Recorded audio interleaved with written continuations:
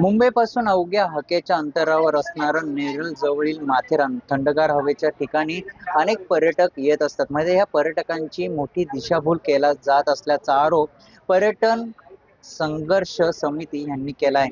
आणि आज माथेरान जर आपण बघितलं, माथेरानमध्ये संपूर्ण माथेरान हे बंद आहे, कारण की अन्याय विरोधात ही आता समिती आक्रमक झालेत. आपण जर बघितलं, माथेरानची ही मिनी ट्रेन आहे, ती नेरळ पासून माथेरान ह्या भागात येत असतात. अनेक प्रवासी ह्यातून प्रवास करत आपले माथेरान फिरण्यासाठी येत असं. मात्र माथेरान बंद असल्यामुळे काही प्रवाशांना नाहक त्रास देखील सहन करावा लागला, कारण की अनेक पर्यटक नेरळ पासून माथेरान शहरात आले, मात्र माथेरान पासून पुन्हा एकदा आपल्या नेरळ म्हणजे घरचा रस्ता गाठत आहेत. काही प्रवाशांशी आपण बातचीत करूया. काय सांगाल, कारण की माथेरान बंद आहे, काय त्रास झाला नेमका? साहेब, आम्ही आलो होतो पाहुणे सांगते माथेरान फिरायला, पण इथे येऊन आम्हाला सर्व माहीत पडलं की आज सर्व बंद आहे. कशासाठी बंद आहे तर म्हणते ई रिक्षावाल्यांनी सर्व स्ट्राईक केलेली आहे. आता खायचं पियाचं काही नाही, असंच आम्ही परत रिटर्न जातोय. तुम्ही काय सांगाल, कुठेतरी समितीने जो न्यायासाठी बंद पुकारलाय त्याला आपण सहमत आहे का? कारण की कुठेतरी पर्यटकांची दिशाभूल केली जाते. सहमत म्हणजे पहिले अल्टिमेशन द्यायला पाहिजे. आता आम्हाला स्वतःला माहित नव्हतं, नाही तर नाही आलो असतो. ते बारके पोरं एन्जॉय करायला आले, काय भेटलंच नाही. आता आम्ही सकाळी आलो 10 साडे आता परत जातो, नाहीतर विचार केला होता थांबणार एक दिवस. ते असं झालं ना. ऍटलीस्ट गिव्ह सम अल्टिमेशन और put it on the news, तो पब्लिक विल नॉट टेक आएंगे नहीं ना उस दिन छोड़ के. इसके लिए थोड़ा मन दुख हो गया और कुछ नहीं. नक्कीच पुण्यावरून एक कुटुंब आले, ते देखील आपल्या सोबत आहेत. दादा, आपण बघितलं पुण्यावरून तुम्ही एवढा दूरचा प्रवास करून थंडगार हवेच्या ठिकाणी, मात्र आज माथेरान बंद आहे. माथेरान बंद कळल्यानंतर आम्हाला खूप त्रास झाला.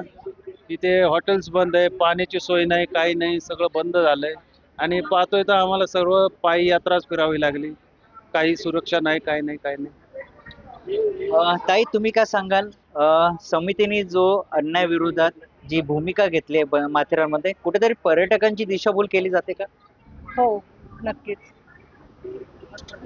नक्की काय दिशाभूल?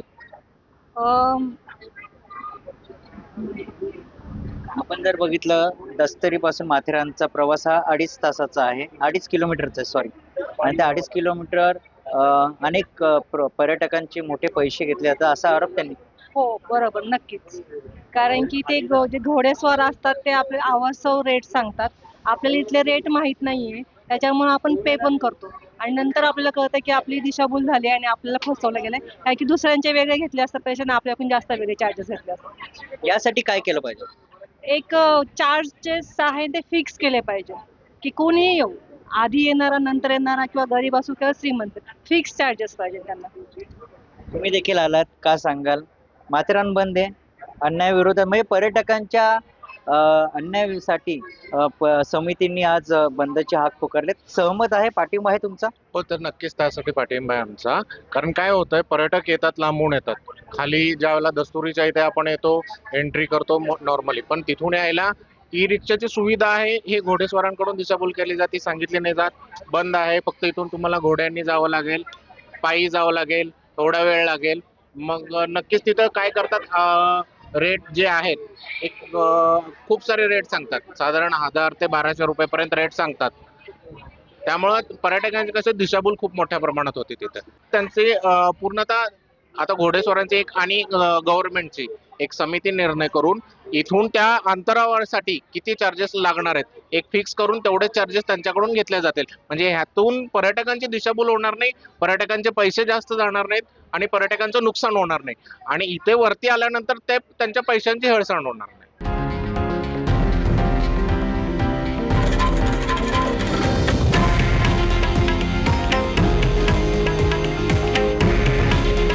हे आहे देशातील नंबर 1 न्यूज नेटवर्क आणि आपण पाहत आहात TV9 मराठी. काळजी तुमची, हित महाराष्ट्राचं.